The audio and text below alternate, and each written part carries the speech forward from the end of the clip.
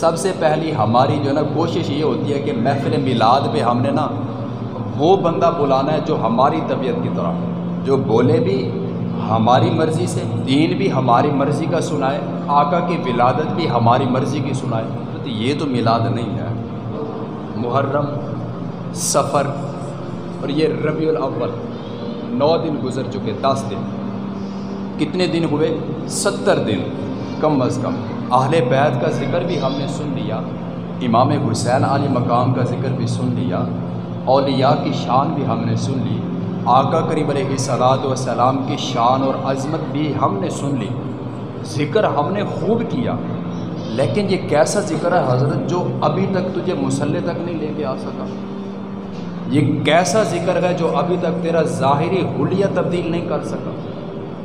ये कैसा ज़िक्र किया तूने जो तेरा अंदर भी पाक नहीं कर सका?